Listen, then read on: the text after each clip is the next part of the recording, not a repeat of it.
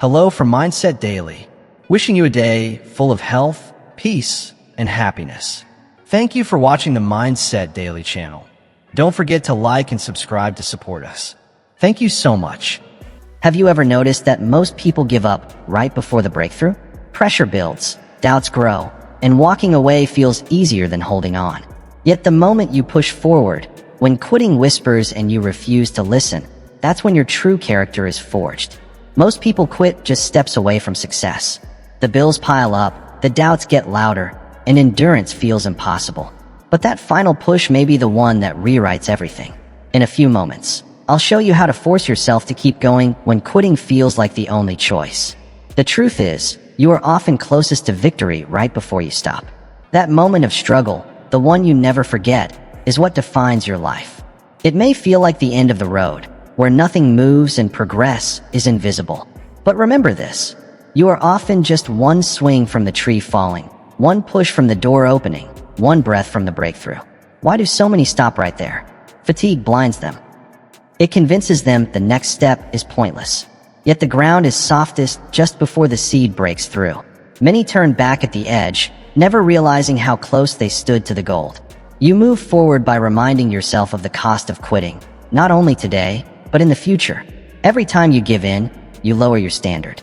You train yourself to accept less. Imagine digging through a mountain. You've swung that pickaxe for days, weeks, even months. Others have already walked away. You're tired. But what if the treasure is waiting behind the next strike? Would you quit now? Ask yourself, what if this pain is the proof you're almost there? What if this resistance is your final test? You've come too far and endured too much to stop here. Don't trade your legacy for temporary relief. Don't walk away from greatness just because it's hidden beneath sweat. When you feel like quitting, that isn't the end. It's the signal to push harder. Your mind surrenders long before your body does. The body is far stronger than it appears, but it obeys the voice you allow to lead. Most people don't quit because their body failed, but because their mind whispered, "This is too much," and they believed it. The mind is a master of illusion. It exaggerates pain, shortens patience, magnifies fear. Yet here's the twist, it also responds to command. It can be led, trained, and conditioned. You reclaim power by changing the conversation in your head. Instead of saying, "I can't do this," you say, "Let's see how far I can go." Instead of, "I'm tired," you say, "This is where I grow stronger." And the body follows. Picture a craftsman building a bridge. Halfway across, the wind howls, the foundation shakes, and voices call out, "It's too risky." But he knows if he stops now, everything crumbles. So he steadies his hand and lays the next stone. Have you let your mind trick you into smallness? Have you surrendered to the first sign of discomfort? You're not weak. You're not finished. You're being tested. Your mind, your most powerful tool, must be shown who leads. Speak strength into your own ears. Stand tall. Take another step. Train your mind to follow your will, not your fears. Because once your mind submits to strength, your body will go farther than you ever thought possible. Discipline is simply remembering what you truly want. People often talk about motivation as if it's magic, but motivation fades. Storms rise, doubts creep in, and when they do, only one thing keeps you moving forward: discipline. It's the quiet choice to keep showing up, to remember what you want, even when it feels invisible. You weren't born to chase distractions. You were born to build something that lasts. What you want must remain in your vision every single day, or it slips away. You hold the line by making your goal louder than your excuses. That's how champions are made. Not in applause, but in the silence of self-retreat. Picture a farmer rising before dawn. No one cheers him, no one sees him. Yet day after day, he tills, plants, waters. Seasons pass. The world only notices when the harvest comes. But he didn't wait for proof. He remembered his mission. So ask yourself, have you forgotten what you once wanted when your energy was full? Have you let laziness rewrite your future? Discipline is not punishment. It's self-respect. It's the highest form of self-love. To keep walking when comfort says stop. To stay focused when the world says relax. When you want to quit, remember this. You don't need to feel like doing it. You only need to remember why you started. And then you act anyway. Pain is temporary. Regret is forever. Pain shouts in the moment. Raw, loud, demanding. It makes your legs tremble, your breath shorten, your heart question why you began. But regret speaks differently. Silent in the crowd, deafening in solitude. It waits until your day is done and the lights go out. Then it leans in and asks the question you've tried to avoid. Did you give everything, or did you hold back? Pain is not your enemy. It's the price you pay for something real. It's the test standing between who you are and who you could become. You don't earn greatness for free. You pay for it in sweat, strain, and sacrifice. Pain arrives to test if you're serious. It demands proof. But here's what many forget. Pain doesn't last. It may roar in the moment, but it always passes. What remains is what it leaves behind. Strength, clarity, and a backbone forged in fire. If you see pain as punishment, you'll run. But if you recognize it as part of the process, part of your transformation, you begin to embrace it. Not because it's easy, but because it's necessary. Discomfort isn't breaking you, it's building you. Every ache, every struggle, every time you want to stop, but don't. Those are the moments where your future is born. Picture a blacksmith hammering molten steel. The fire rages, the blows are relentless. The steel doesn't enjoy the process, but it endures. It bends, it burns. With every strike, it becomes stronger, sharper, unbreakable. That's what your pain is doing to you. You are being refined. Each challenge is shaping you into someone the world can't ignore when the urge to quit comes, and it will. Ask yourself, what will hurt more? This passing pain, or the silent agony of regret that never leaves? What will weigh heavier, the soreness of effort, or the ache of what if? Today's discomfort will fade, but the regret of quitting lingers for years, surfacing when opportunities are gone and doors have closed. You weren't made for ease. You weren't put here to live soft, to hide from struggle, or to coast. You were made for fire, for fight, for trials that quicken your pulse and push your spirit deeper. Excellence never arrives wrapped in comfort. Adversity is how greatness arrives, and only those willing to feel it all and still rise are the ones who earn it. Endure. Not because you want to suffer, but because you're building something greater than comfort. Push through, not because the pain vanishes, but because it transforms you. Prevail, because your future self is watching every choice you make today. One day, you'll either stand tall with pride or sit still with regret. Decide who you want to become, then pay the price to reach it. Winners act without applause. Most people wait. They wait for validation, for someone to tell them it's time. They want eyes on them before they move, craving recognition like oxygen, believing effort doesn't count unless the world is watching. But those who truly win, those who leave a mark that cannot be erased, they move without an audience. They train in silence, rise early, stay late, and grind in the shadows where no one claps. They don't need noise, they have vision. If your greatness depends on being seen, you'll never achieve it. The climb begins in obscurity. The roots of mastery grow deep underground, far from praise or reward. Strength is forged in the hours alone, choosing discipline over comfort. It's not built before a crowd. It's built in the dark, when the only one holding you accountable is you. Picture a sculptor in a dusty workshop. No gallery, no admirers, no buyers. Just a slab of stone and the burning image in his mind. Day after day, he chisels unseen. He refines, adjusts, improves, not because anyone is watching, but because he must. Then one day, the world sees a masterpiece. But they never saw the long days, the quiet nights, the doubt, the discipline. They see the product, not the process. And that is the difference between those who dream of greatness and those who become it. The willingness to work without witnesses. Ask yourself honestly, would you still do the work if no one ever saw it? Would you train, write, build, or sacrifice without a single word of praise? Because that's where greatness begins. Not in the spotlight, but in the silence. Not in the applause, but in the shadows. This is where your character is forged. It isn't born from cheers. It's tested in isolation. You must force yourself to move forward when there's no feedback, no reward, no one saying, good job. That's where most people quit, when the silence grows too heavy. But those who keep going become inevitable. Your consistency when no one is watching becomes your advantage. Your relentlessness when no one cares becomes your strength. So when the world finally looks your way, they won't see someone lucky. They'll see someone undeniable. Someone who didn't need approval to become great. So build quietly. Push daily. Perfect your craft in solitude. Don't beg for applause. becomes so excellent that applause turns into a side effect. You don't need a spotlight to shine. You need a standard and the fire to meet it again and again, even in the dark. The world will catch up later. For now, let your silence speak. Progress hides in repetition. You won't always see results right away. And that's the trap, the quiet, brutal test life gives when you're trying to build something real. You show up, you put in the work, you give your best, and then nothing. No applause, no result, no visible proof that anything is changing. You're doing everything right, yet it feels like you're standing still.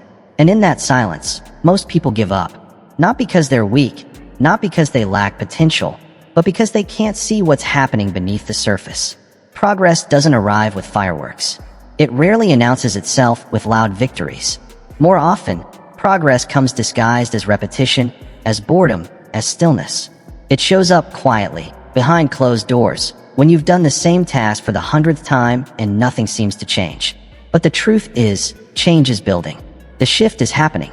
Just like water wearing away stone, it isn't the force of a single strike. It's the persistence of many. Not one drop, but thousands. Not one day, but every day. Real progress moves slowly, invisibly, silently. You won't always get a sign that you're close. The path doesn't warn you when the breakthrough is near. It simply dares you to keep going long enough to find out. Picture a man digging a well. Day after day, he breaks dry dirt, chips rock, and wipes sweat from his brow. People walk by and laugh. They say he's wasting his time, that nothing is there, that he should stop before he embarrasses himself. But he keeps digging, not because he sees water, but because he believes it's there. And then one morning, the ground gives way. With a single swing, the earth shifts and water bursts upward, the moment that changes everything. But it wasn't that one swing that made it happen. It was every strike before, the hundreds that earned no recognition, no reward. Those were the swings that mattered most. You don't need to see results right away. You need to trust the principle. The law of cause and effect hasn't disappeared, it's only delayed. It's watching, testing, asking if you have the patience to keep striking without proof. It's asking if you'll keep showing up without applause to fuel you. And that is where most people stop. Right before the shift, many mistake silence for failure. They assume that if progress can't be seen, it must not exist. But growth doesn't shout, it whispers. It gathers, builds quietly, and then one day it arrives all at once. The world calls it overnight success, but you'll know better. You'll remember the countless nights that led there. The mornings you chose discipline over doubt.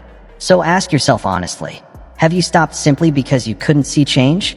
Did you pause the process because you confused stillness with stagnation? Sometimes the greatest progress is invisible, and only those who stay the course witness it break open. The future doesn't belong to the one who makes one big effort. It belongs to the one who repeats again, who repeats until the world has no choice but to respond. That is your work, to repeat until it breaks, to trust the unseen, to move in faith. And never forget, the swing that cracks the ground is built on all the ones that didn't. Your standards are the blueprint of your life. You never rise above the standard you accept. That's the hard truth. Not from others, but from yourself. Whatever line you draw in the sand, whatever level you decide is enough, life listens and responds. If your standard is comfort, you will live within the walls of mediocrity. If your standard is excuses, you'll always find reasons to stay small. But if your standard is excellence, effort, and discipline, then life has no choice but to bend, stretch, and yield to meet you. You don't get what you hope for. You don't get what you post about, dream about, or casually wish into existence. You don't get what you hope for. You get what you accept, what you allow, what you demand. Not through words, but through action. Each day, your life quietly shapes itself around what you're willing to settle for. Transformation doesn't start when something outside changes. It begins when something shifts within. Your life changes the moment you decide what is now non-negotiable. The moment you declare, this is no longer acceptable. I won't live like this. I won't operate below this line. That decision, made once and defended daily, becomes the invisible force behind every future result. Picture a mason building a wall. He doesn't just stack bricks and hope for the best. He doesn't settle for cracked stones just because he's tired. He checks every edge, every alignment. Even when worn down, he lifts each brick with care because he knows what feels small now becomes the foundation later. Every inch matters. Every detail determines strength. That's the power of a standard. What you do in private becomes the quality of your public life. So ask yourself, have you let laziness draw your lines? Have you allowed fear, fatigue, or convenience to define your identity? It's easy to drift, easy to compromise when no one is watching. But your future is watching. And every compromise is a quiet agreement to remain the same. You deserve more, but wanting isn't enough. Desire is easy. Demanding is what separates those who move forward from those who stay stuck, especially demanding it from yourself. That is where real growth begins. When you stop waiting for the world to elevate you and start elevating yourself, your life rises to match the level of effort you normalize. If you normalize sloppiness, sloppiness becomes your culture. If you normalize late starts and unfinished tasks, you become the person who almost made it. But if you raise the bar and refuse to let it drop, even when you're alone, even when it's hard, then everything in your life is forced to rise to meet it. People, results, outcomes, everything shifts to the level you enforce. So stop waiting for a miracle. Stop waiting for someone to rescue your potential. You're not missing a secret. You're missing a standard. One that declares, this is who I am now. This is how I show up every time. Set the bar, then hold it. Especially when no one claps. Especially when progress is slow. Especially when it would be easier to let it slide. Because the standard you enforce becomes the life you live. Every brick matters. Every choice adds up. And the future you're building depends on how precise, disciplined, and committed you are today. Action ends fear faster than thought. Fear doesn't begin as a monster. It starts as a whisper, a question, a doubt. Leave it unchecked, give it time, and it multiplies.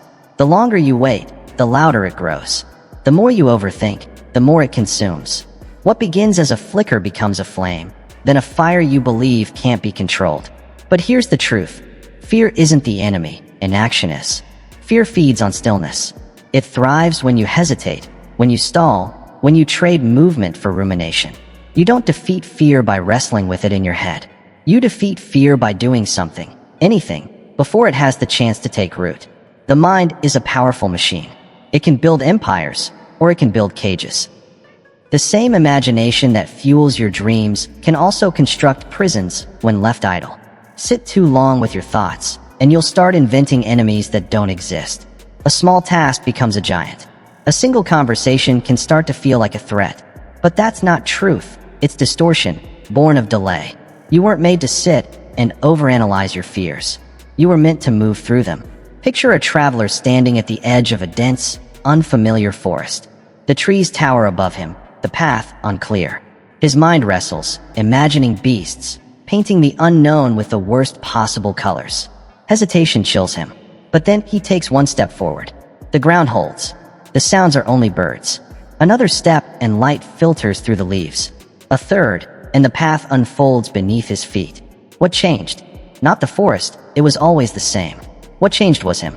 The moment he moved, reality replaced imagination. Truth silenced fear. That is the power of action. The danger isn't fear itself, but what you let fear stop you from doing. Fear will always knock. Always. But it has no power unless you open the door. And the fastest way to keep it locked is to move. Move your body. Move your focus. Move your effort. Action is armor. It doesn't just shield you, it rewires you. It shifts your vision from what might go wrong to what might go right. You reclaim the power hesitation once stole. Think about it. How many things have you talked yourself out of? Not because they were impossible, but because you sat too long with fear. How many times have you handed over your power to a maybe? The business you never started. The conversation you avoided. The change you delayed. Not because you weren't ready, but because you paused long enough for fear to write your script. You were meant to lead, to try, to fail forward if necessary, but always to move. The truth is, you don't need to feel brave before you act. That's the trap. Most people wait for courage to arrive like a visitor, but it never comes first. Action comes first. Courage follows motion. You build bravery by stacking moments where you moved anyway, where you felt fear and stepped forward on trembling legs. The more you move, the less fear controls you. Not because fear disappears, but because you've proven you can keep going even when it shows up. That is how you reclaim your power. Not by having every answer, not by eliminating fear completely, but by refusing to let it set the pace of your life. Fear Fear doesn't decide your future. You do. And every time you act, you reinforce that truth. Each step forward is a vote for belief over doubt, purpose over panic, progress over paralysis. So don't wait to feel ready. Don't wait to feel fearless. That day may never come, but the chance to move is always here. One step, one task, one small act of rebellion against fear's grip. That's all it takes to shift the balance. Once you move, the monster shrinks, the weight lifts, and you remember, you were never powerless. You just need to act. You don't need permission to begin. Most people wait. They wait for clarity, for perfect conditions, for someone to say it's time. They wait for a green light that never comes. They stall, not because they lack desire, but because they've convinced themselves that action must be backed by certainty. But here's the truth. Those who truly win, the builders, the doers, the leaders, don't wait. They start before the way is clear. They step forward while the ground is still forming beneath their feet. They move, not because they're fully prepared, but because they've given themselves permission to begin. Life doesn't hand you a moment labeled ready. It rarely gives you a complete map. What it does give you is a spark, an idea, a feeling you can't ignore. The mistake most people make is believing that spark isn't enough, that it must come with confirmation, support, or signs. But waiting for permission is a slow death to potential. Every day you delay, the fire inside you dims. The longer you stall, the heavier doubt becomes. Eventually, even the clearest vision fades into maybe someday. You weren't made to be passive.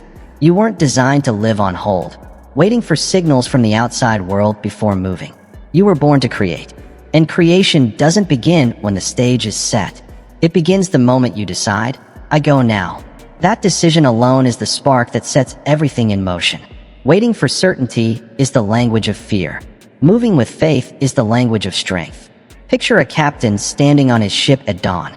The sea is wrapped in fog, the sky gray, the horizon hidden. The route isn't clear, yet he lifts the anchor. Not because he knows every wave, but because he knows where he's going. He trusts the compass. He trusts the journey. Most of all, he trusts himself. That's what separates motion from stagnation, belief without visibility. Most people stand at the dock, waiting for the sky to clear. But by then, the tide has shifted and the moment is gone. Ask yourself, are you still waiting for everything to feel right? Are you hesitating, hoping someone will say, now it's okay to move? No one's coming. No one will ever feel your dream the way you do. No one will understand your urgency like your own soul does.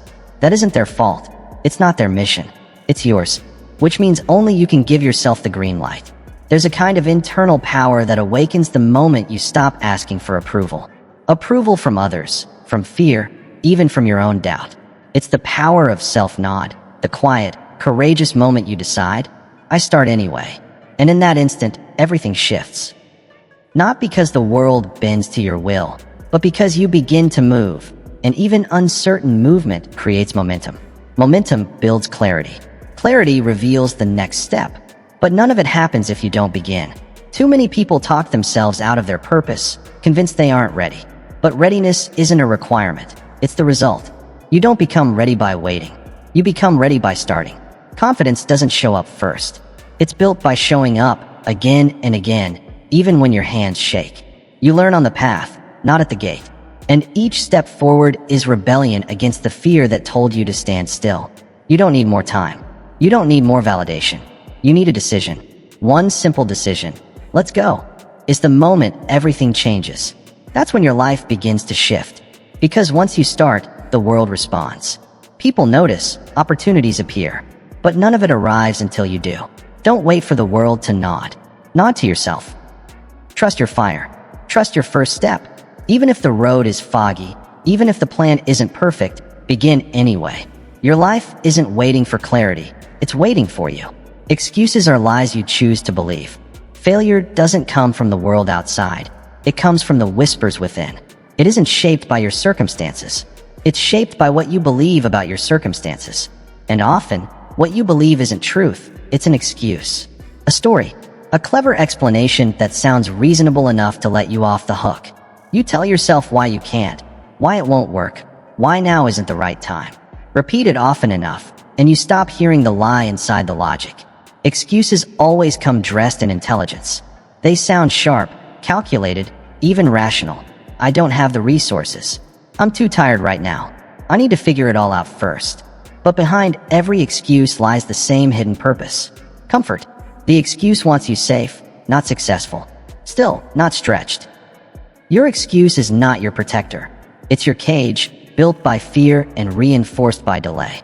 And if you believe it long enough, you begin to live inside it. Most people don't fail in dramatic ways. Most people don't fail suddenly. They fail slowly.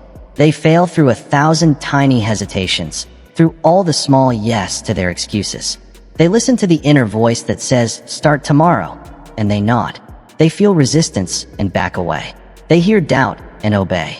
And they repeat this, not once, but over and over, until years slip by.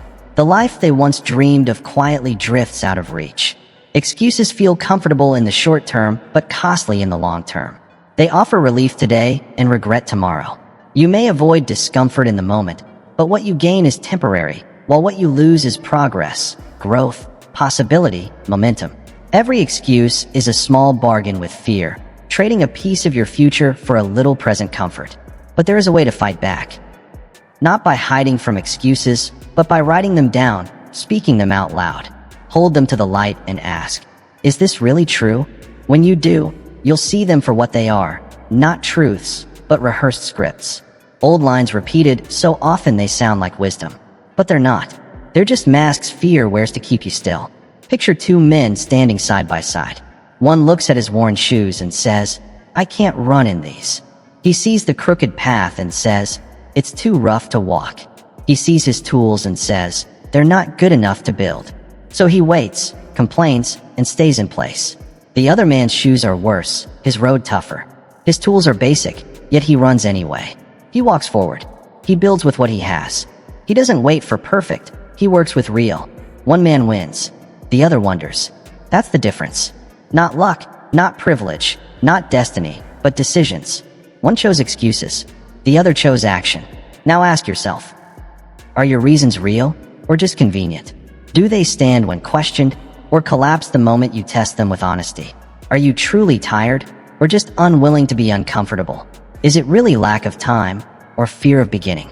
You've repeated these lines enough. Now say them with a mirror in front of you and watch how quickly they fall apart. The truth is, your excuses can sound brilliant and still be useless. They may win the argument in your mind, but they lose the war in your life. Excuses never move you forward. They only keep you circling the same life until you convince yourself that good enough is all there is. But everything changes the moment you stop explaining your limitations and start expanding your expectations. The instant you stop defending why you can't is the instant you start discovering how you can. That shift doesn't take years. It takes a single decision. A quiet, bold choice to stop accepting the script and start writing your own. Don't let excuses be the architects of your life. Let decisions take that role. Let effort set your direction. Let discipline write your story. You don't need perfect tools or perfect timing. You need a standard and the will to live up to it. Even when it's hard, especially when it's hard, excuses are optional. Effort is how you discover who you really are. You don't need a better reason to act. You just need to stop believing the bad ones. Comfort will rob you without warning. It's the most dangerous thief you'll ever face. Not because it's loud or violent, but because it's subtle. It doesn't storm in like fear or failure. It doesn't make you panic or cry.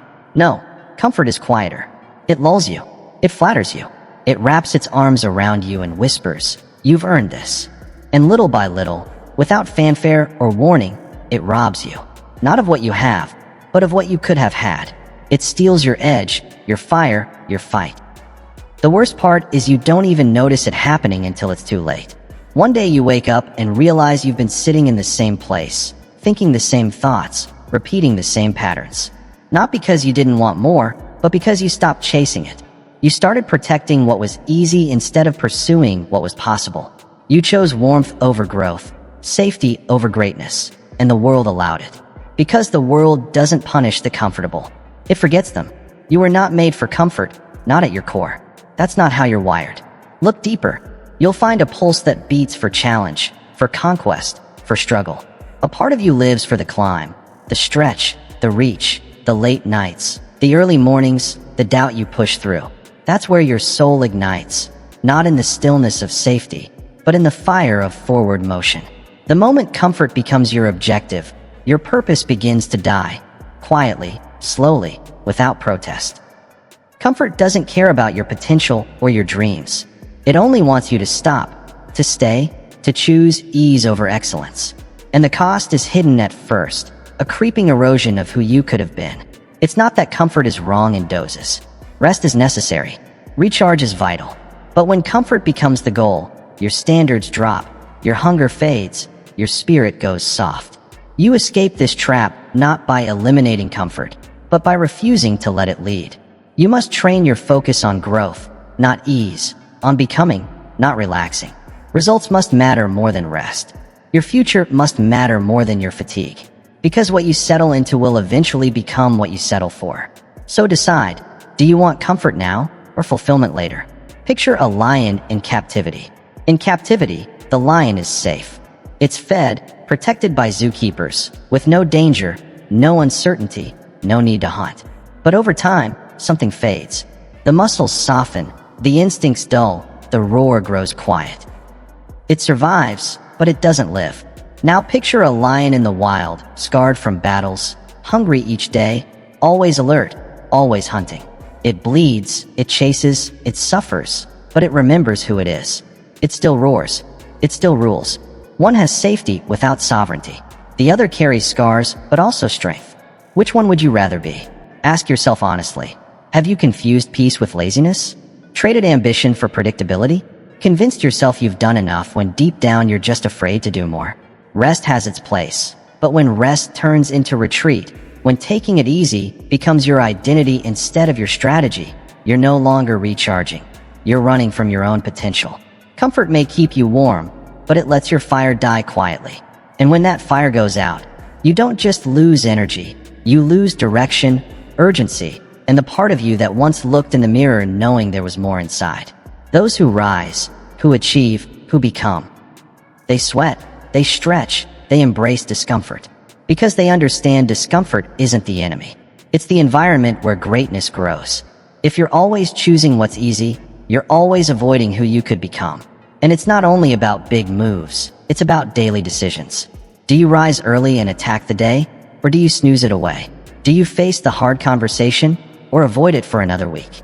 Do you push yourself in training, learning, building, or do you wait until it feels right?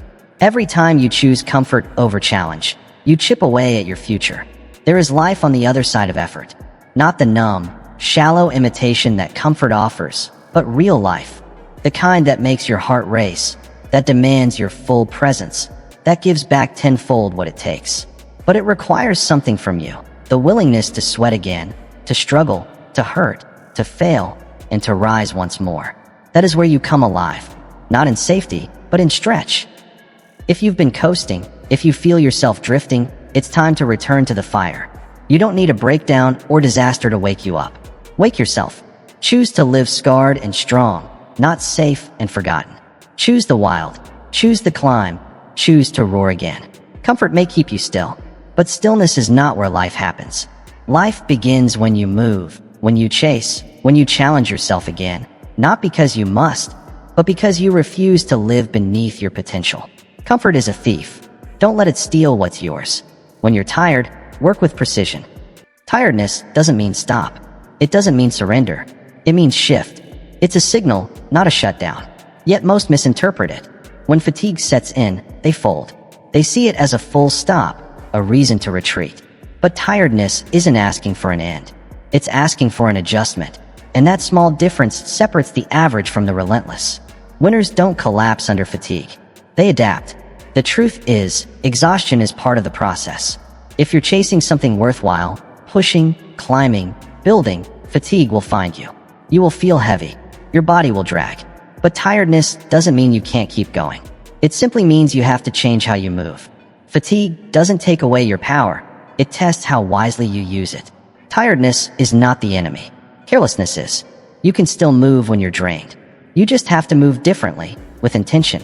When energy is low, precision matters most.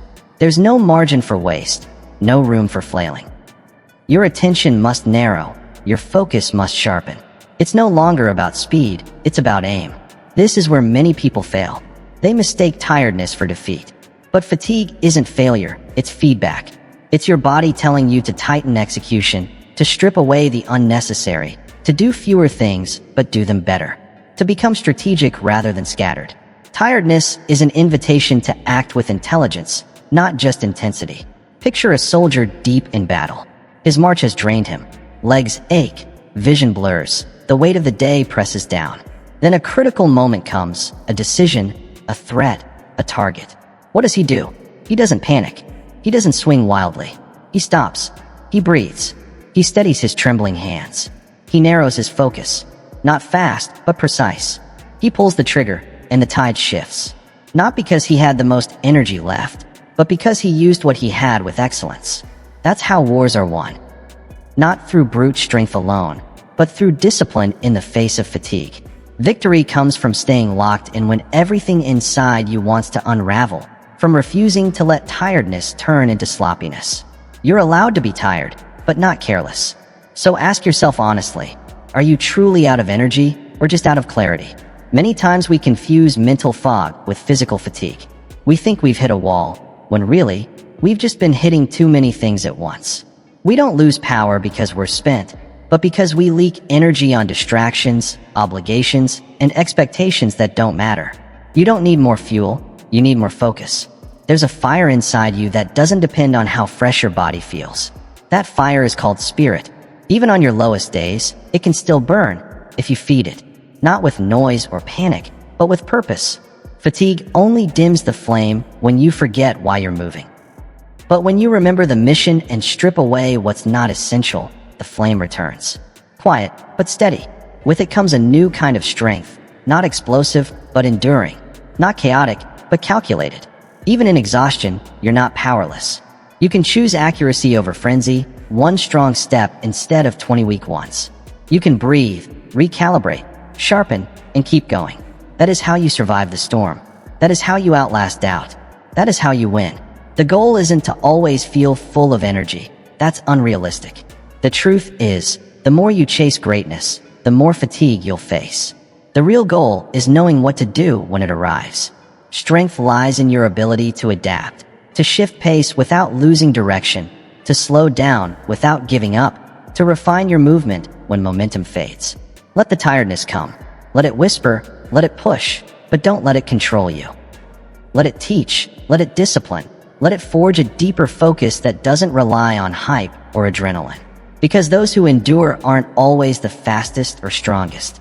They are the ones who know how to keep moving wisely when everything around them says stop. So when the heaviness hits, don't collapse. Don't spin into panic. Pause. Breathe. Focus on what's essential. Cut the noise. Then act. Not wildly, but wisely. Because one deliberate move in exhaustion can carry more power than 100 scattered ones in energy. Don't quit just because you're tired. Shift. Shrink your target. Tighten your form. Sharpen your accuracy. You're not out of the fight. You're stepping into the part that matters most. The right path won't always feel good. Too often people make a costly mistake. They assume the right path should feel smooth, clear, and filled with encouragement or progress. They expect the road to be lit with clarity, paved with validation, and lined with applause. But more often than not, that's not how it works. The truth is, the right path, the one that leads to growth, greatness, and purpose, rarely feels good in the beginning. In fact, it often feels like the exact opposite. It feels heavy. It feels uncertain. It feels lonely. And that's exactly how you know you're on it. Growth doesn't feel like inspiration. It feels like resistance. It feels like walking into the unknown with trembling hands and a pounding heart, not knowing what waits on the other side. That isn't a signal to stop. It's a signal to continue. Growth, by its very nature, is uncomfortable. It stretches what's tight, unsettles what's stable, and pulls apart what's familiar to build something new. And that process hurts. The early stages of becoming are rarely filled with rewards. They're filled with tests, silence, and isolation. You make the right choice, and the world doesn't clap. You take the hard step, and no one notices. You stand on principle, and it costs you. That's what the right path looks like in its rawest form. Not victory, not clarity, but pressure. Most people walk away, convinced they chose wrong. Not because it truly was, but because they measured it with the wrong instrument, their feelings. And feelings can't be trusted on the path of transformation. They shift with the wind. They scream when challenged. They chase comfort, not truth. That's why emotion cannot be your compass. You must anchor yourself to principle. You move forward not because it feels good, but because you know it's right. You walk because your mission demands it, your values demand it, your future demands it. Picture a pioneer crossing harsh terrain, rocks cutting underfoot, cold air biting, no clear path ahead. Every step is a battle, every mile drains his strength. No applause, no promises, just one foot in front of the other, again and again. Why does he keep going? Because deep in his bones he knows. On the other side of this pain lies a life no one else was brave enough to reach. He doesn't move because the journey is kind. He moves because the destination is worth it. That's the mindset you need. Not a soft, hopeful dream that everything will align and feel easy, but a grounded understanding that what matters most will often hurt the most on the way there. That pain isn't misdirection, it's transformation. It's the toll road to a life most people will never reach. Ask yourself honestly, have you walked away from something powerful just because it was hard? Have you mistaken challenge for a closed door? Have you told yourself, it shouldn't be this difficult, and used that to justify quitting? You're not alone in that mistake, but it's time to correct it. Difficulty is not disapproval. Hardship is not a divine no. Sometimes life is just clearing the weak from the trail. Sometimes it's asking, do you really want this, or were you only committed when it was easy? That's the demand of the path, not fleeting motivation, not emotion, but grit in your bones and fire in your gut. A mind that admits, this hurts, but it matters more than my hurt. Your feelings are not the guide, they are the noise. Convictions are the compass. The standards you refuse to break. The values you refuse to compromise. The mission you refuse to abandon. That is what keeps you aligned when nothing feels certain. You cannot let ease become your measure of direction. Just because something flows doesn't mean it leads somewhere meaningful. And just because something resists doesn't mean you're wrong. In fact, the harder the pull, the more likely you're onto something real. Shallow roads don't fight back. Empty destinations don't test endurance. Only meaningful ones do. That's how you begin to see struggle differently. Not as opposition, but as validation. If it's hard, it's stretching you. If it's lonely, it means few are willing to walk it. If the path feels unclear, it means you're walking by faith, not comfort. And that is exactly where growth lies. So when the day feels heavy, when doubts rise, when your heart whispers you've taken the wrong turn, pause. Breathe. Remember why you started. Remember what you're building. Remember what you said mattered most. Let that guide you, not emotions. Let truth be your trail marker, not ease. This isn't about making the journey feel lighter. It's about becoming stronger despite the weight. It's about walking through the fire without losing focus. About staying true even when every part of you wants to retreat. That's how the strong are made. Not when it's easy, but when it's excruciating. So don't retreat. Don't turn back just because it hurts. Don't let discomfort deceive you into quitting. Your feelings will scream. Let them. Your fear will protest. Let it. Your fatigue will beg for mercy. Don't give it. Take one more step, then another. Because step by step, you reach the life you were meant to build. Not because it welcomed you, but because you refused to quit when it pushed back. You're not lost. You're learning to lead yourself in the dark. And that is the clearest sign you're on the right path. Nobody is coming to save you. You can wait as long as you like. For the perfect mentor, the ideal timing, a breakthrough dropped in your lap. You can sit and hope, wishing someone sees your struggle, wishing someone throws you a rope, wishing the universe decides you've earned your turn. But here's the truth. No one is coming. No hand is reaching down. No miracle is on the way. The help you keep searching for outside has been sitting quietly inside you all along. Unseen, untapped, waiting for your permission to rise. This isn't punishment, it's liberation. It means you're not stuck because others failed you. You're stuck because you haven't yet claimed the responsibility to move. And the moment you accept that fully, without excuse or delay, your entire life begins to shift. What paralyzes most people isn't lack of ability. It's the illusion of waiting. Waiting for permission, waiting for rescue, waiting for clarity, confidence, or courage. But none of those arrive before you move. They appear because you moved. You break the spell of helplessness the second you say, "It's on me now." Not in blame, not in self-pity, but in ownership. No more pointing fingers. No more playing small. No more waiting for someone else to build the ladder out of your hole. You build it, one choice at a time. One action at a time. One refusal to stay still when every voice inside says wait. There's a brutal but beautiful moment in every real journey when you stop looking outward and start digging inward. That is the rebirth of personal power. That's when you become dangerous. Not because you're loud or violent, but because you no longer expect anything from the outside world that you aren't first willing to give yourself. Respect, effort, momentum. All of it begins with you. Picture a worker trapped deep underground after a tunnel collapse. Dust fills the air. Light is gone. The only sound is the pounding of his chest. He can scream. He can pray. He can pound the rock with his fists. But eventually, he realizes the only way out is through. He grabs a tool, a rock, a broken piece of wood, and begins digging. The ceiling doesn't rise, the wall doesn't move, but inch by inch, he carves his way forward. Not because someone pulled him free, but because he refused to stay buried. That's what separates those who make it from those who only imagine it. Not intelligence, not luck, not perfect plans, just movement. Relentless, honest movement. One group waits, the other acts. And it's not always bold or loud. Sometimes it's small, gritty, exhausting work done in the shadows. But it's still movement. That's the difference. So ask yourself, are you still waiting, hoping someone will come fix it for you? Are you delaying because deep down you wish someone else would remove the pressure? That's the seductive lie. It spares you the discomfort of action, keeps you innocent in your own story, but it also keeps you stuck. Here's a truth that stings at first, but sets you free. Nobody's coming. And that's not bad news, it's the best news. Because it means your freedom doesn't depend on anyone else. It means the power was never out there. It was always yours, buried under hesitation, fear, and excuses. But it's still there. And now it's yours to reclaim. You don't need a miracle. You need a decision. The decision to stand up in your own life and say, no one's going to hand this to me. And that's perfectly fine. I'll earn it. You choose to act while afraid, to move while uncertain, to keep going even when progress is slow and results seem invisible. That's how self-respect is built. Not in comfort, but in courage. Not when it's easy, but when you stop outsourcing your strength. There's a quiet nobility in those who no longer beg the world to care, but build something the world can't ignore. They don't wait for doors to open, they carve their own. They don't ask for a lighter load, they grow a stronger back.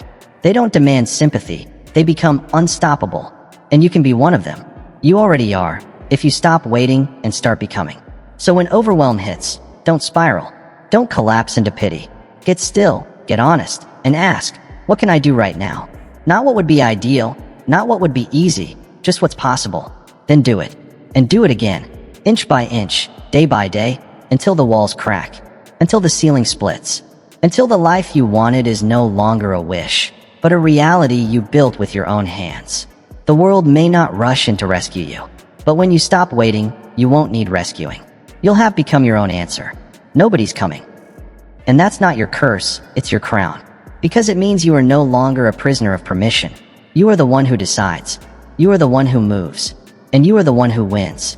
Results come to the relentless. The world may admire talent, reward brilliance, and celebrate charisma. But in the end, it gives its greatest rewards to one kind of person, the one who refuses to stop.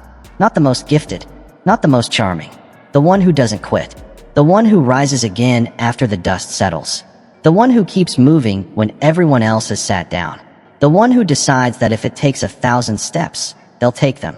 And if it takes 10,000 more, they'll take those too.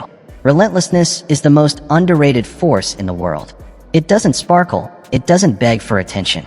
It just keeps moving, quietly, brutally, steadily, and it wins. Every obstacle that shows up in your life has the same mission. To break you, to slow you down, to push you just far enough that giving in feels easier. That's what average does. It breaks at resistance, folds when life gets inconvenient, and says, maybe this isn't the right time. Maybe I'm not meant for this. But not you. You weren't built for average. You weren't wired to surrender. Deep inside you is something unshakable. It's a voice, not loud, but certain, saying, keep going. That voice is the seed of greatness. It's what separates you from everyone who looks the part but lacks the will. You don't win by luck or flashes of brilliance. You win by refusing to stop until the work is done. There's a unique power that comes with a decision that has no exit. When you say, "I don't care how long it takes, I'm not stopping until it happens," that kind of resolve is rare, but it's unbeatable. The world doesn't know how to handle someone who refuses to back down. Obstacles get tired. Problems weaken. And the one who keeps showing up eventually breaks through. Not because they overpowered the world, but because they outlasted it. Picture a river, not loud, not flashy. It doesn't strike once hoping for a miracle. It just keeps flowing, carving through stone, bending through valleys. A river wears down mountains, not with force, but with consistency, time, and patience. That's what you must become. Not a lightning bolt that flashes and fades, but a river, steady, purposeful, unstoppable. Every time you feel tired, every time you want to quit, ask yourself, am I truly at my limit, or just meeting resistance? There's a difference. True exhaustion is rare. Most of what we call burnout is really the discomfort of growth, the ache of stretching past what's familiar. And that's where most people turn back. They think discomfort means stop. But for you, it means keep going. The mission hasn't changed. The goal hasn't disappeared. That promise you once made to yourself, that vision you carried in your heart, is still waiting. But it's only yours if you persist, if you push forward when there's no applause, when it's dry, dark, and discouraging. Keep your focus not on what's happening now, but on what will happen if you don't stop. Don't buy into the lie that you need another strategy, another hack, another shortcut. What you need is patience. Not passive patience that sits and hopes, but active patience. The kind that says, I'll show up today, and tomorrow, and the day after that. Because the prize belongs to those who endure long enough to see it come to life. We live in a world obsessed with speed and spectacle. Everyone wants it fast. Everyone wants it flashy. But most will vanish when the fire fades, abandoning the path when it gets steep. You, though, you'll still be walking, still building, still rising. Because you're not here for speed. You're here for victory. And victory belongs only to the relentless. When nothing seems to work, when it feels like you're running in circles, remember this. Resistance is counting on your frustration. Resistance wants you impatient. It wants you distracted. But if you stand firm, if you keep stacking days, if you keep showing up without demanding instant reward, you win. Always. Because relentless, focused, unshakable action defeats resistance every single time. You don't need to be the best. You don't need to be the most gifted. You only need to be the one who doesn't disappear. The one who keeps learning, keeps pushing, keeps moving forward. The one who becomes impossible to ignore, not by shouting, but by refusing to leave. You don't have to dazzle. You just have to endure. So make that choice now. Decide that the only direction is forward. No matter the pace, no matter the setbacks, no matter how long it takes. Because when you choose relentlessness, when your eyes stay locked on the goal and never waver, you become the most dangerous kind of person, the one who won't quit. And in the end, the world always has to yield to that kind of persistence. It may resist, it may delay, but it will always bend to the one who refuses to stop. Winners decide once and defend that decision every day. Most people treat decisions like they treat tea. Hot for a moment, cold before they've even tasted the purpose behind it. Fired up on Monday, discouraged by Friday. They commit with full force at the start, then retreat just as quickly. Not because they lack intelligence or desire, but because they never truly decided. They never shut the door on doubt. They left the back door cracked open for escape. Some choose comfort. Some choose escape. And so they circle the same mountain again and again, calling it a journey. But those who rise, those who break the cycle, decide once, and defend that decision every single day. They don't chase a new wave of motivation each morning. They don't seek permission from their emotions. They simply wake up, remember the mission, and get to work. This is the difference between the wishful and the unstoppable. Most people think strength comes from deciding over and over, but real power lies in deciding once with finality and never reopening the discussion. You declare, this is who I am, this is what I'm building, this is what I will do. And then, whether the day brings applause or silence, light or darkness, you show up. Weak minds renegotiate. They bargain with fear and fatigue. Maybe not today. Maybe later will be better. Maybe I was wrong. The moment you entertain those thoughts, your path begins to dissolve. Strength doesn't come from repeated decisions. It comes from fiercely defending the one you've already made. Every time you read a side, you create friction. You waste energy. You give hesitation room to grow. Worse, you train your mind to look for exits instead of building endurance. But when you commit fully, when you seal it like a vow and refuse to reopen it, your energy stays sharp, not scattered. Your energy becomes channeled, focused, directed. You're no longer asking if you'll do it. You're working on how you'll do it. Picture a warrior given a mission. He doesn't question it every time the wind shifts. He doesn't pause at every turn wondering if he still wants it. When the ground shakes, he plants his feet. When the silence lingers, he tightens his grip. He doesn't wait for comfort or the crowd's applause. He remembers his decision and moves forward. Because the choice wasn't conditional, it was complete. That's the kind of decision your life demands. Not a temporary spark, but a lasting fire. Not an experiment, but an oath. You must be the one who walks in certainty, even when the path feels unclear. Who doesn't ask, "Do I feel like it today?" but instead declares, "I've decided, so I will act." This isn't about being rigid or closed to growth. It's about refusing to retreat when discomfort knocks. Most battles won't be with the world. They'll be with your own mind. A mind that will try to bargain, to tempt you with comfort when the path requires effort. It will whisper, "What's the harm in one day off?" And in that moment, you don't argue, you don't negotiate, you remind yourself, "I've already decided." So ask yourself, are you truly committed, or are you still debating? Because if you're still debating, you're still vulnerable. You're waiting for conditions to align, giving power to mood and momentum instead of principle and purpose. Real success doesn't require perfect conditions. It requires conviction. It requires a sealed decision, one you don't reopen every time the journey gets heavy. A choice enforced by action, not emotion. Because you cannot win any war you're willing to walk away from. And you won't build anything lasting if your feelings decide the foundation. There will be days when the work feels pointless, when progress seems invisible, when voices around you say it's not worth it, and the voice inside begins to agree. On those days, you'll be tempted to soften the course, to delay, even to quit. But those are the days that matter most. That's where your decision is tested. And if you hold the line, if you stay in the fight, you don't just move forward, you become unshakable. Not because it was easy, but because it was yours to carry, yours to claim, yours to complete. So decide and defend that decision daily. Not by talking about it, not by waiting to feel inspired, but by doing what's required. Whether the sun is shining or storms roll in, whether the finish line is near or miles away, you show up. You execute. You honor the promise you made to yourself. Because in the end, it's not the most talented, the most connected, or even the most intelligent who rise. It's the ones who make a real decision and never let go. The ones who understand greatness isn't built in bursts, but in the quiet discipline of those who never revote on who they are becoming. Seal the door. Burn the backup plan. And remind yourself, I've already decided. That's how people destined to rise begin. And that's how they finish. You are meant to lead yourself first, before leading a business, a team, a movement, or even a family. Leadership begins with you.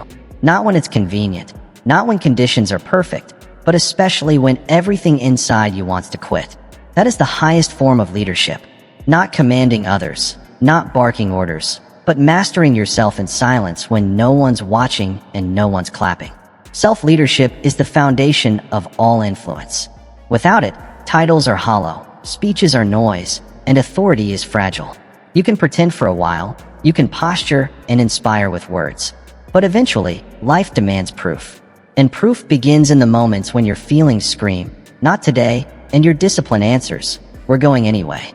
True leadership starts not with others, but with your own thoughts, your own choices, your own mornings. The first hour of your day reveals the truth. What you do or refuse to do determines whether leadership is born or buried. If you can't follow your own orders, why should anyone else?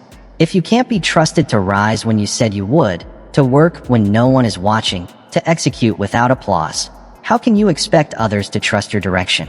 Real power is invisible. It's not in the noise, it's in the silence. It's earned when no one sees you. It's the choice to do the work with no audience. To hold the line when every cell in your body begs for retreat. To say, "I don't feel like it, but I'll do it anyway." That's what builds internal credibility. That's what gives your word weight. not just to others, but to yourself. And that's the moment we all must face. The alarm rings. Temptation calls. Resistance rises. It's easy to cave, to delay, to rationalize. But in that small space between excuse and execution, that's where true leadership lives. It isn't always about grand ambition. It's about small obedience. It's about staying loyal to your word, even when no one will ever know, especially then. Self-leadership means no longer waiting for outside pressure to dictate your pace. It means shifting from reactive to deliberate. It's not about how the day treats you, but how you direct the day. You are no longer ruled by moods, distractions, or circumstances. You're driven by mission. Picture a ship adrift at sea. No wind, no current, no direction, just floating wherever the waves decide. Then the captain steps onto the deck. No encouragement, no clear signs, only fog and stillness. Yet he grips the wheel, checks the compass, and sets a course. He doesn't need perfect conditions. He just needs a decision. That's what it means to lead yourself. When nothing pushes you forward, but you move anyway. Ask yourself, have you abandoned your own command? Have you let your life drift, waiting for better weather instead of steering the course?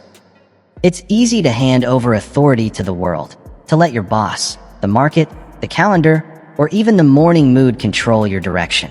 But if you don't take the wheel, you'll always be steered by someone else. Nobody is going to force you to do the work. Nobody is coming to walk you to your goals. You alone are responsible for making it happen. You are the only one who knows exactly what you promised yourself.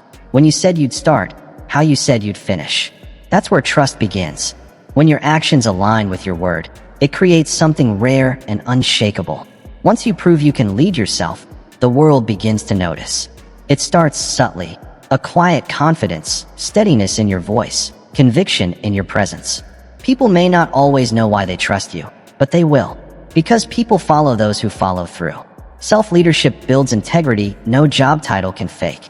It creates a presence that commands, not by shouting, but by demonstrating. It's not the loudest voice in the room. It's the discipline that speaks even in silence.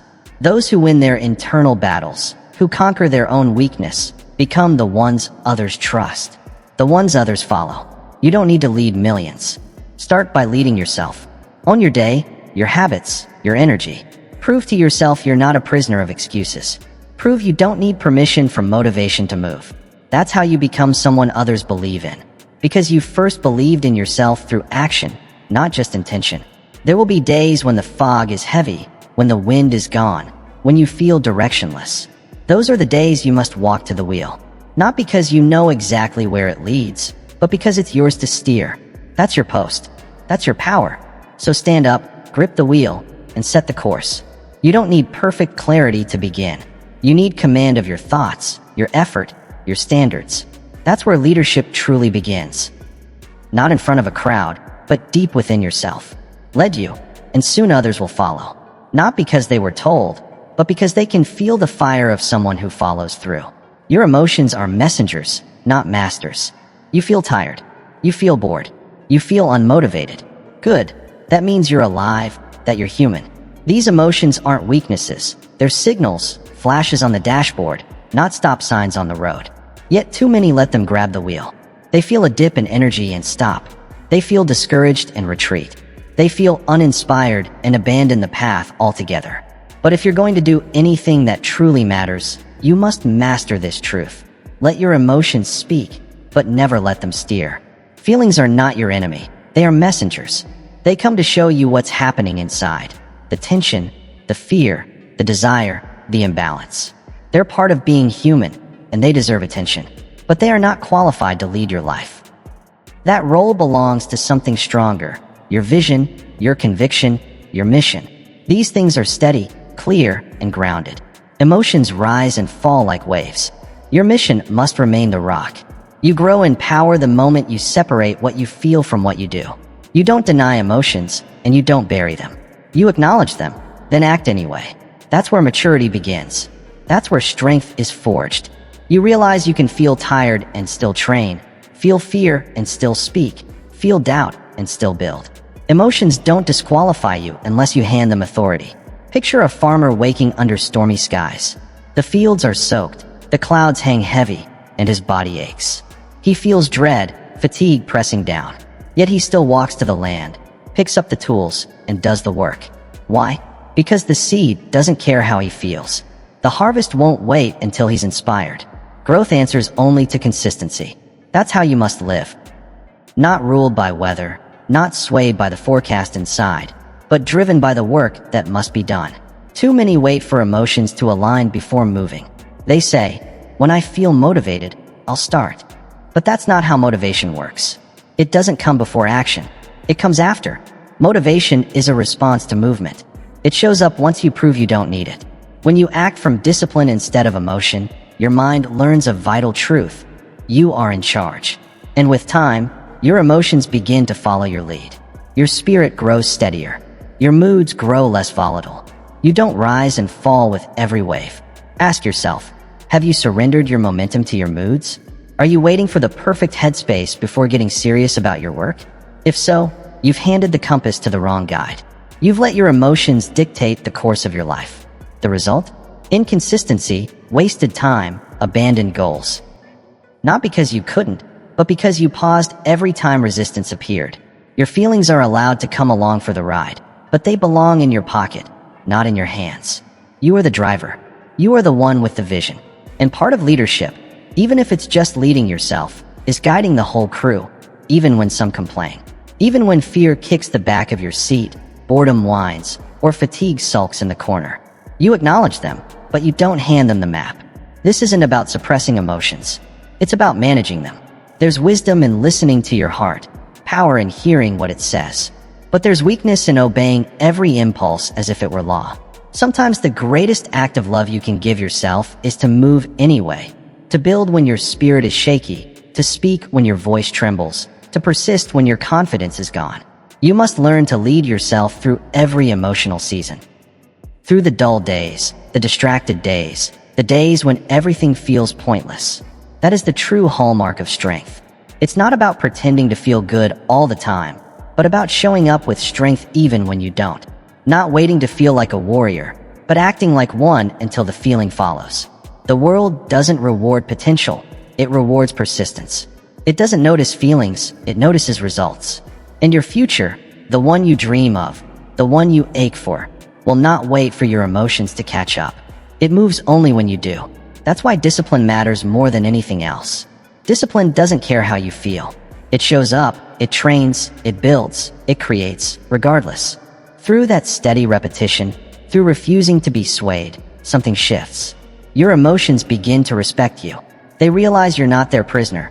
You've taken your power back. When your emotions no longer own you, you are free. Free to move when it's hard, free to act when it's scary, free to become the person you promised yourself you'd be. Not just on the good days, but on every day. So feel everything.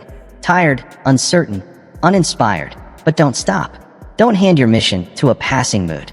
Moods change. Goals don't. Discipline is your anchor. Let it lead. Move forward, and the feelings will follow. And when they do, they'll find you already building the life you once thought required the perfect mindset to begin. Your reputation with yourself is everything. What others think is just noise, loud, shifting, and endless. But what you think of yourself, that's the foundation. That's your quiet center. The part that doesn't need applause to act. The part that doesn't ask permission to lead. You can wear the finest clothes, rehearse perfect lines, and charm every room you walk into. But if you don't trust yourself, all that polish is just a fragile mask. One setback, and it shatters. Self-trust isn't a personality trait or a gift you're born with. It's built, brick by brick, through action, through what you actually do, not what you say you'll do. It's not about intentions or promises. It's about what you choose when it's hard, inconvenient, boring, or painful. Every time you follow through, no matter how small, you send yourself a message, I can count on me. But every time you delay, deflect, or dodge, you send the opposite message, I can't even trust myself. Perfection isn't required.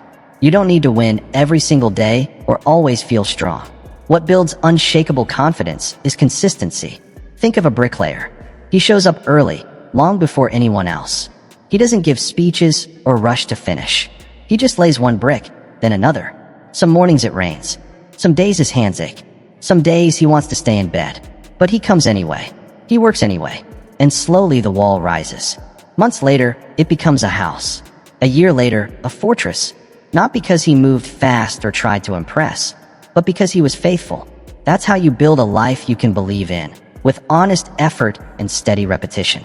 Most people never do this. Not because they don't care, but because they don't see the immediate reward. They want the house without laying the bricks. They want confidence without first earning self-trust. But confidence isn't something you simply feel. It's something you build, slowly and deliberately. One promise at a time. Ask yourself honestly, can you trust yourself to do what you said when no one is watching? Are you someone you'd follow? Someone you'd believe in if you weren't inside your own skin?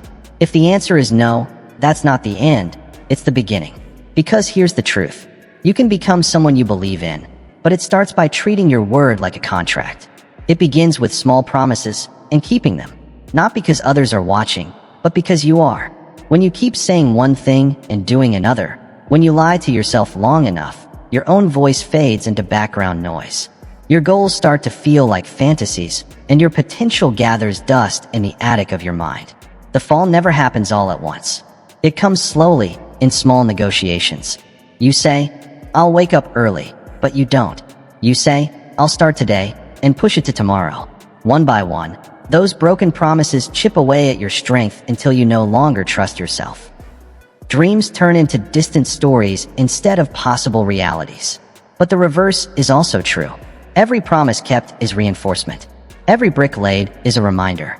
You begin to believe in yourself, not because of praise, titles, or trophies, but because you saw yourself show up. You witnessed your own grit. And that creates confidence no doubt can shake, no opinion can sway.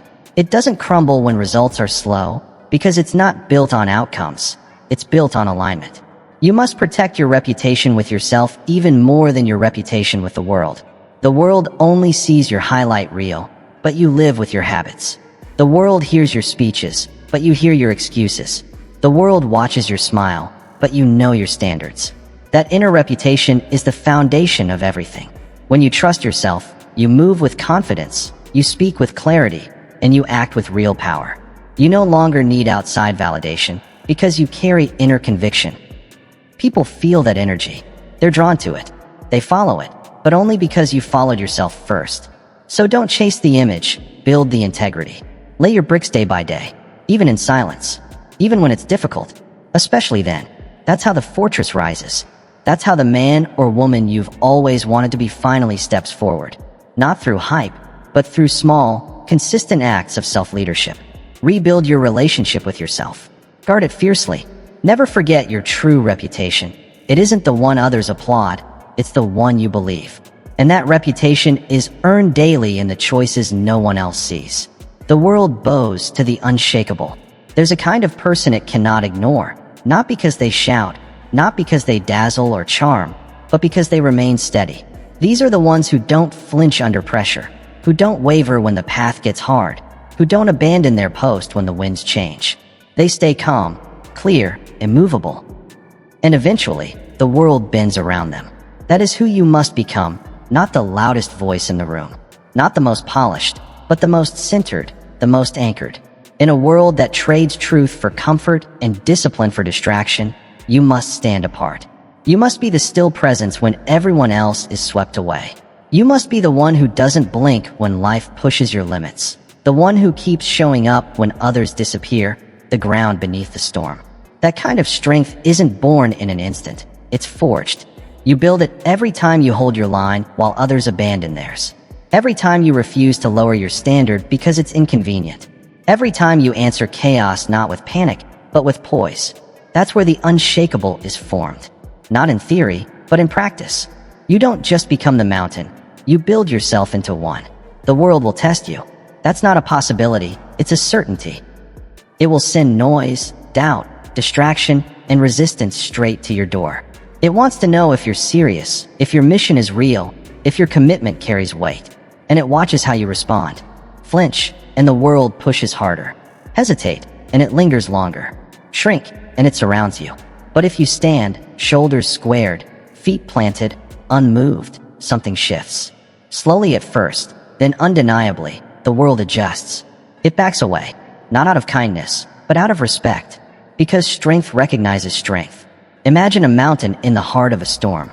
Winds howl, rain crashes down, lightning tears the sky, trees bend and break. Branches snap, rivers overflow. Everything around shifts and sways, but the mountain remains. It doesn't fight the storm or shout back at the sky. It simply endures. It holds its ground, not to impress, not for validation, but because that is its nature. Unmoved, unbothered, unshaken. Ask yourself, do you stand like a mountain or sway like a leaf? When pressure comes, do you stay rooted or search for shelter? When discomfort knocks, do you rise to meet it or retreat into ease? It's simple to be strong when the skies are clear. But who are you when darkness falls? That's the question life asks again and again. And your answer isn't in words, but in posture, in the way you carry yourself when things are hard, not when they're easy. Can you hold the line when it hurts? Keep walking when there's no applause? Stay composed when everything inside you wants to crack? Being unshakable isn't a trait, it's a choice. Not once, but daily. A decision to live by principle instead of emotion. It's the choice to define yourself through action, not reaction. And no, it's never easy. The unshakable are not those who had it easy. They are the ones who endured the grind, who kept moving when motivation died, who built in silence while others waited for permission. They weren't lucky. They weren't born that way. They were forged. Through pain, through doubt, through the daily discipline of saying, I will not break today. You don't become that kind of person in comfort. You become it in resistance, in repetition, in keeping promises when no one is watching. By holding your mission close, even when confidence runs low, you shape yourself. You become unshakable by refusing to negotiate your standards just to make life more comfortable. Each time you choose strength over excuses, you lay another stone. Every day you stay the course when it would be easier to bend, you add weight to your foundation. Eventually, those choices stack into something solid. You stop being someone who merely reacts. You become someone who decides. And then something shifts. The world begins to respond to you differently, not because you demand respect, but because you command it. Through presence, through certainty, through example, people notice. They listen, not because you're the loudest, but because they feel your gravity. They sense your clarity in a world addicted to confusion. They feel your calm while everything else spirals. You become the anchor in their storm. But don't mistake this for being cold or distant. True strength isn't about shutting down emotion. It's about not being led by it. It's not about being invulnerable. It's about being responsible. It's having the courage to feel everything and still choose to rise. That is real strength. That is real leadership. And it begins not when life offers comfort, but when it tests your character. So let the winds come. Let the world throw what it will. Let others bend, twist, or break. You stand. You plant yourself deep in who you are, and you don't move. No shouting required. You don't need to prove yourself. You need to be unshakable, unbending, unmistakable. When you become the mountain, the storm learns to move around you. Finish strong, no matter what. How you end is just as important, sometimes more important, than how you begin. Anyone can start. Anyone can feel excitement on day one. But finishing? That belongs to a different class of people. Power is not found in the first step, it's in the final push. By then, you're tired, worn down, and the novelty has faded. Doubts creep in, and still, you finish. That's when you become someone others can count on, because you finished what you said you would. More importantly, you become someone you can count on, by honoring the promises you made to yourself. It doesn't have to be pretty or perfect, but it must be done with focus, with dignity, with excellence. Picture a runner on the final lap. Legs burning, sweat pouring, the crowd silent. The only sound louder than his pain is the promise he made to himself. I will finish. So he leans forward, grits his teeth, and drives through the tape. Not for applause, but for honor. Now ask yourself, have you been starting too much and finishing too little? Have you trained your spirit to quit when things get hard? Because the truth is, how you do one thing is how you do everything. Finishing builds momentum. It teaches your mind that you are not the kind who quits. Every completed task adds weight to your belief, while every unfinished one steals a piece of it. So whatever you're in, finish. Finish what you started. Finish in a way you'd want to be remembered. Not halfway, not with excuses, but with power. Let the world see how you end, and they will never doubt you're beginning again. This is the battle that defines greatness. At some point in every life, a defining test arrives. It won't announce itself. It won't wait until you're ready. It shows up disguised as exhaustion, as failure, as hopelessness. And in that moment, quitting will seem easier. But that's the very moment that shapes you. Greatness isn't forged when life is easy.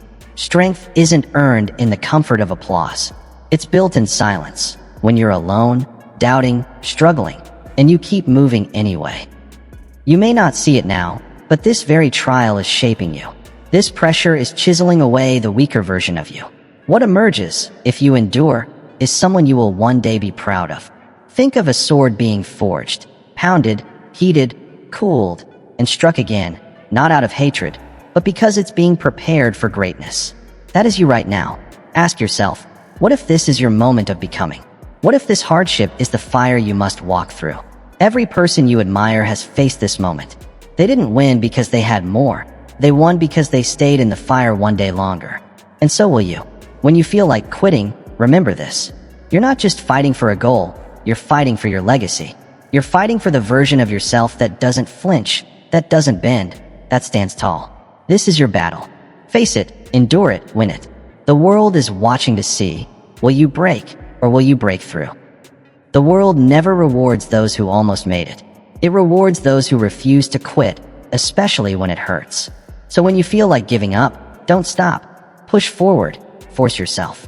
That extra painful step may be the one that leads to greatness. Your future is counting on you to stay in the fight. Stay strong, stay sharp, and never stop. Victory is already waiting. You just have to reach it. Wishing you health, happiness, and don't forget to subscribe to my channel, Mindset Daily.